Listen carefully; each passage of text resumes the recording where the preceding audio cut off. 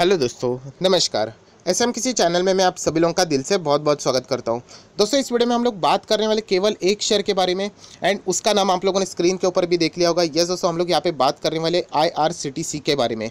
देखा जाए तो बहुत सारे लोगों ने ये भी कहा था सर आईआरसीटीसी के नंबर्स आ गए बट आपने वीडियो क्यों नहीं बनाया। सो दोस्तों, ऑलरेडी मैंने वीडियो बनाया था, मैंने अपलोड करने के लिए भी जो मेरी टीम रहती है उनको भी फॉरवर्ड कर दिया था, बट पता नहीं कुछ तो इश्यूज़ हो गए। बट वो वीडियो अब बोलते हैं ना, एक्सेप्ट ही नहीं हो रहा था।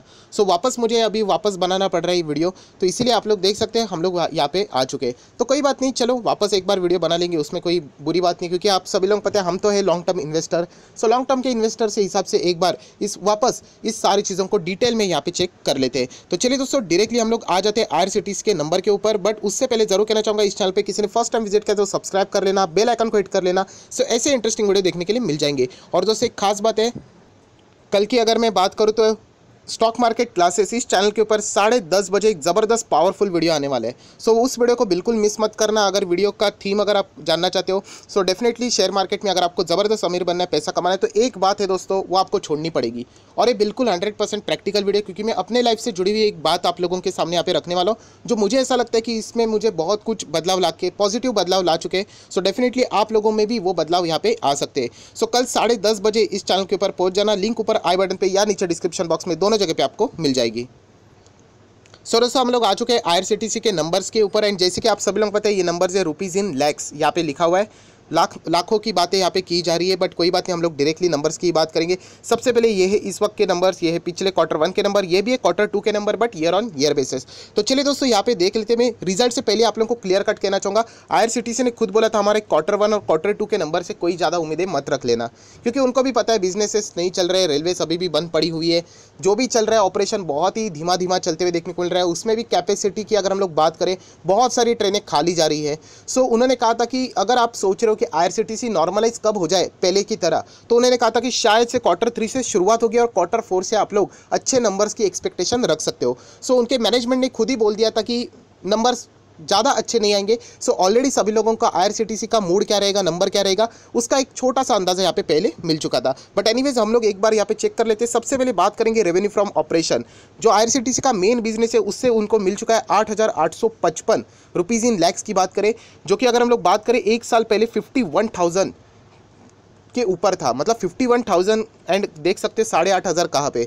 कोई बात नहीं, ईयर ऑन ईयर बेसिस हो सकता है, बट पिछले क्वार्टर की भी बात करें, इनफैक्ट हम कह सकते हैं कि Q1 में आईआरसीटीसी ने रेवेन्यू फ्रॉम ऑपरेशन ज़्यादा अच्छा किया है, क्योंकि तभी 13,000 से ज़्यादा, ऑब्वियसली रुपीज़ इन लैक्स की मैं बात कर रहा हूँ, लास्ट टाइम 13,000 था, जो कि अभी मात्र 8,500 के करीब देखने को मिल रहा है। सो डेफिनेटली हम लोग कह सकते हैं रेवेन्यू फ्रॉम ऑपरेशन, जो मेन बिजनेस है रेलवेज का, अभी भी आईआरसीटीसी का इतना तगड़ा चलते हुए देखने को नहीं मिल रहा है। बट कोई बात नहीं, आप सभी लोग पता है और भी बहुत सारी चीज़ें होती है, जैसे कि अदर इनकम जोड़ के टोटल रेवेन्यू की बात करें, इस वक्त 10,800, जो कि लास्ट क्वार्टर था 15,000। सो कम ही नजर आ रहा है। And year on year basis check भी नहीं करना चाहिए, तभी तो ये कंपनी सुपर डुपर हिट चल रही थी, लगभग 53,000 के पार। सो हम लोग कह सकते हैं कि कोविड के वजह से लगभग 1/5 हो चुकी है कंपनी, मतलब पहले 50,000 एंड अभी अगर आप लोग डिवाइड बाय 5 करोगे तो 10,000 के आसपास नंबर्स हम लोग को देखने को मिल रहे हैं। सो दोस्तों, उसके बाद हम लोग बात करेंगे खर्चे की। तो कंपनी ने खर्चे को यहाँ पे अगर मैं बात करूँ, टोटल एक्सपेंसेस, सो आप देख सकते हैं 10,441 रुपीज़ इन लैक्स का खर्चा किया, जो कि लास्ट टाइम 18,500 का था, and year on year basis 38,000 का था। सो ऑब्वियसली गाड़ियाँ कम चलेगी तो खर्चे भी कम होंगे। जैसे कि अगर मैं यहाँ पे बात करूँ, आप देख सकते हैं expense of a catering services, पहले आप देख सकते हैं 17,000 का हुआ करता था, लास्ट टाइम तो लगभग 6,500-7,000 के आसपास हुआ था। इस वक्त अगर हम लोग बात करें मात्र 650 के आसपास, 650 और we can say 700 rupees in lakhs. कितना डिफरेंस है, देखिए ये डिफरेंस क्यों हो रहा है। आप देख सकते हैं कैटरिंग सर्विसेज, आईआरसीटीसी नाम में ही लिखा हुआ है आईआरसीटीसी, रेलवे भी है, कैटरिंग भी है एंड टूरिज्म भी है। तो कैटरिंग का जो उनका बिजनेस है वो अच्छा नहीं चल रहा है। आप इस नंबर से ही थोड़ा सा अंदाज़ा ले सकते हो, आप देख लेना कि उनका एक्सपेंसेस इतना खास यहाँ पे नहीं चल रहा है। चलो कोई बात नहीं, हम लोग थोड़ा सा और आगे देख लेंगे। बट उससे पहले अगर हम लोग बात करें बिफोर एक्सेप्शनल आइटम, तो यहाँ पे हम लोग कह सकते हैं कि यस, इस वक्त यहाँ पे एक्सेप्शनल आइटम का एडजस्टमेंट किया गया है। तो अगर उससे पहले का परफॉर्मेंस देखिए, प्रॉफिट बिफोर एक्सेप्शनल आइटम, तो देख सकते हैं मात्र 430 रुपीज़ इन लैक्स का प्रॉफिट है। लास्ट टाइम तो कंपनी लॉस में चल रही थी, तो उसके हिसाब से तो कंपनी ने अच्छा परफॉर्मेंस दिया है। And year on year basis इस वक्त के जो कंपैरिजन है, वो ऑलमोस्ट हम लोग कह सकते हैं कि कोई मतलब कंपैरिजन ही नहीं रहेगा। तभी पूरा 100% ऑपरेशन चल रहा था एंड अभी अगर हम लोग बात करें तो बहुत ही कम यहाँ पे चलते हुए देखने को मिल रहा है। सो इसका डिफरेंस हम कह सकते हैं। इसमें खुशी की बात यह है कि लास्ट टाइम कंपनी लॉस में चल रही थी, जो कि अभी हम लोगों को प्रॉफिट में आती हुई देखने को मिल रही है। एंड इसीलिए आप लोगों ने देखा होगा लास्ट टाइम कंपनी की जो हेडलाइन थी, आईआरसीटीसी ने जिंदगी में फर्स्ट टाइम लॉस यहाँ पे दर्ज किया था, जो कि अभी फाइनली वापस प्रॉफिट में टर्न होती हुई देखने को मिल रही है। दोस्तों इस वक्त की अगर हम लोग बात करें प्रॉफिट बिफोर टैक्स देखोगे तो आप लोग थोड़ा सा झांसे में आ सकते हैं, क्योंकि यहाँ पे एक्सेप्शनल आइटम का एडजस्टमेंट किया गया है एंड इसके वजह से यहाँ पे लगभग 4200 रुपीज़ इन लैक्स का फायदा आईआरसीटीसी को हुआ है। अगर आप इसको डिटेल में पढ़ना चाहते हो तो नोट 4D में जाके आप लोगों को ये पढ़ना पड़ेगा एंड ये 4D यहाँ पे एग्जैक्टली बोलता क्या है, तो थोड़ा सा ओवरव्यू यहाँ पे हम लोग देख लेते हैं। सो एक्सेप्शनल आइटम की अगर हम लोग बात करें तो ये देखिए उन्होंने यहाँ पे पैराग्राफ लिखा हुआ है 4D exceptional item amounting 4200 rupees in lakhs की अगर हम लोग बात करें 30 सितंबर। सो आप लोग इसको इजीली पढ़ सकते हो। अलग अलग उन्होंने यहाँ पे एक्सपेंसेस की बातें की, कुछ चीज़ें उन्होंने बताई कि लास्ट टाइम उन्होंने किया था प्रोविजनिंग भी की थी एक्सेस, वो हम लोग को वापस यहाँ पे होते हुए देखने को मिल रही है। सो हम लोग कह सकते हैं कि जो पहले एक्सपेंस दिखाए गए थे वो वापस यहाँ पे ऐड होते हुए देखने को मिल रहा है एंड इसी के चलते मात्र 431 रुपीज़ इन लैक्स का प्रॉफिट में हम लोग को और 4200 रुपीज़ इन लैक्स ऐड होते हुए देखने को मिले, इसीलिए प्रॉफिट इतना बड़ा देखने को मिल रहा है। कोई बात नहीं, प्रॉफिट जितना बड़ा उतना आप लोगों को टैक्स भी देना पड़ेगा, तो सब कुछ यहाँ पे ऐड माइनस करके एनपीएटी के अगर हम लोग बात करें, सो अगर हम लोग बात करें तो आप देख सकते हैं लगभग 3260 ये दिखने को मिल रहा है, जो कि पहले था 9900 एंड लास्ट टाइम तो कंपनी पूरी लॉस में थी। सो हम लोग कह सकते हैं कि कंपनी का क्वार्टर ऑन क्वार्टर परफॉर्मेंस ठीक ठाक है, कंपनी वापस पटरी पे आ रही है ऐसा बोल सकते हैं। ईयर ऑन ईयर बेसिस बहुत स्ट्रगल करना पड़ेगा, कंपनी लगभग 1/3 1/4 का परफॉर्मेंस यहाँ पे दिखा रही है। मतलब आप सोच सकते हो कि कंपनी को वापस कमबैक करने के लिए कितना टाइम लग सकता है। एंड अर्निंग पर शेयर की भी बात करें तो इससे भी आप अंदाज़ा लगा सकते हैं। ये है ईपीएस इस वक्त का है 2.04, लास्ट टाइम तो पूरा नेगेटिव था, कोई बात ही नहीं करने की,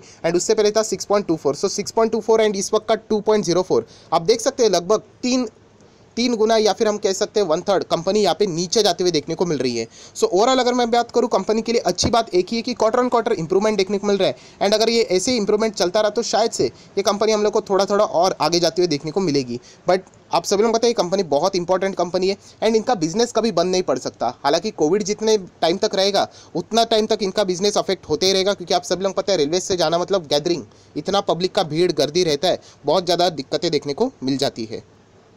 सो दोस्तों अगर हम लोग बात करें कंपनी को पैसा आता कहाँ से, तो आप सेगमेंट वाइज रेवेन्यू को भी देख सकते हो, क्योंकि आईआरसीटीसी के नाम में आप सभी लोगों को पता है, आप इजीली देख सकते हैं। देखिए आईआरसीटीसी कैटरिंग भी है, राइट, टिकटिंग भी रहता है, टूरिज्म भी रहता है, राइट। तो सब कुछ अगर हम लोग जोड़ के देख ले तो सबसे पहले कैटरिंग देख लेना 1700, मात्र 1700, जो कि लास्ट टाइम था लगभग 8900 एंड उससे पहले तो 26,000। मतलब कितना लोग ज़बरदस्त कैटरिंग फैसिलिटीज़ यूज़ किया करते थे, क्योंकि मोनोपोली थी, आप बाहर का खाना रेलवेज़ में अलाउड नहीं किया कर सकते थे, तो इसीलिए ज़बरदस्त पैसा बनता था।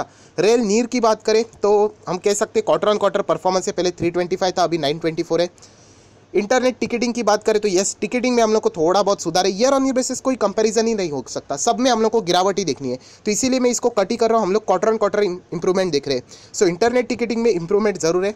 टूरिज्म मुझे नहीं लगता कि यहाँ पे इसको रिकवर होने के लिए ज़्यादा, क्योंकि लास्ट टाइम 295 था, इस वक्त 385, चलो ठीक है, ठीक ठाक तो इतना ही रहेगा। सो ओवरऑल अगर हम लोग आईआरसीटीसी की बात करें तो अभी भी देखिए कंपनी बुरी नहीं है, आप लोगों को अभी तक समझ में आना चाहिए कि कोई भी, अगर मैं बड़ी गाड़ी की बात करूँ for example BMW, Mercedes, Audi, range rover, whatever, ये गाड़ियाँ ज़बरदस्त है, बट अगर ये गाड़ियाँ पड़ी ही रहेंगी तो ख़राब हो जाएंगी। सो सेम वे यहाँ पे आईआरसीटीसी की बात हो रही है कि कंपनी ख़राब नहीं है, बट कोविड की वजह से ऐसी चीज़ें क्रिएट हो चुकी है कि ज़्यादा रेलवेज चलाए नहीं जा सकते एंड अगर चलाए गए तो ज़्यादा पैसेंजर उसमें भर के नहीं जा सकते एंड अगर गए तो आप सभी लोगों को पता है कोविड का खतरा कितना है, राइट।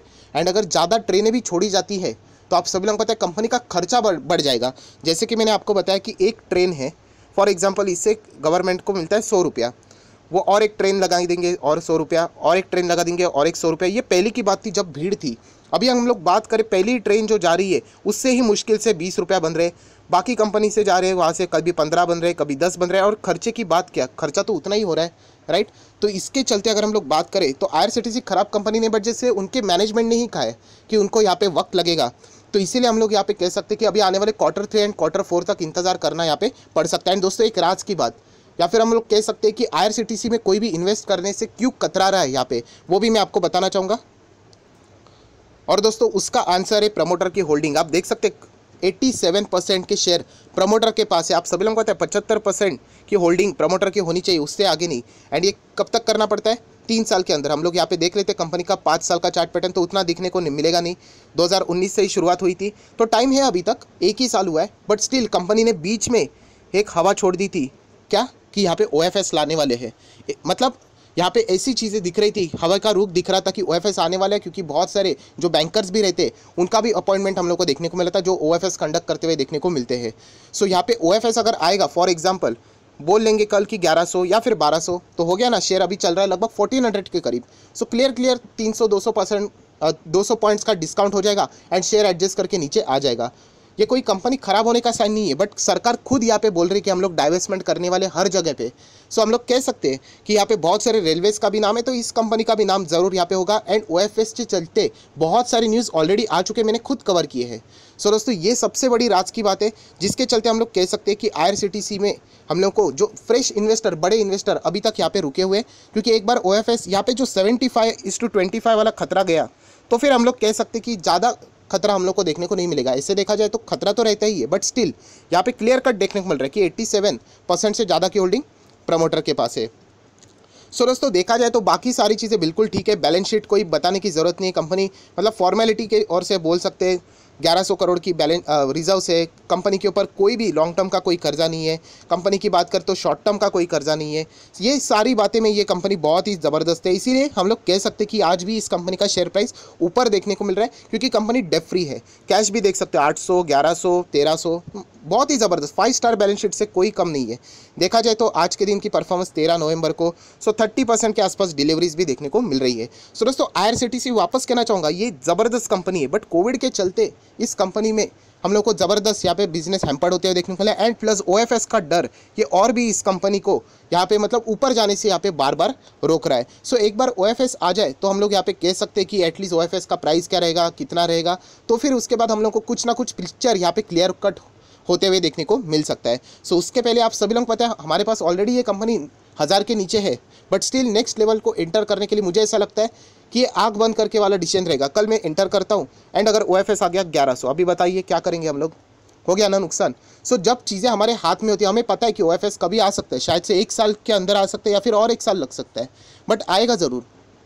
सो ऐसे सिचुएशन में हम लोगों ने इंतजार करना चाहिए, ऐसा मुझे यहाँ पे, ये मेरा पर्सनल मानना है। आप चाहो तो निवेश कर सकते हो, वरना बाद में क्या बोलोगे, मैं एंटर लेने वाला था आपने रोक दिया। मैं आपको रोक नहीं रहा हूँ, मैं सिर्फ आपको बता रहा हूँ बाइंग करना है या नहीं, सेलिंग करना है नहीं, रिमोट कंट्रोल आपके पास है सर, आप चाहो कुछ भी कर सकते हो। मैं सिर्फ आपको एक जरिया यहाँ पे बता रहा हूँ, पॉसिबिलिटी वाली चीज़ें। सो ये सारी पॉसिबिलिटी को देख के इतना ही हम लोग कह सकते हैं कंपनी खराब नहीं, company quarter on quarter improve करिए, ईयर ऑन ईयर इंप्रूव करने के लिए और भी समय यहाँ पे लग सकता है। एंड खतरे की घंटी ये भी है कि सेकेंड वेव से बचे रहे। सेकेंड वेव अगर आ जाते तो वापस यहाँ पे दिक्कतें और भी 2 से 3 गुना बढ़ती हुई देखने को भी मिल सकती है।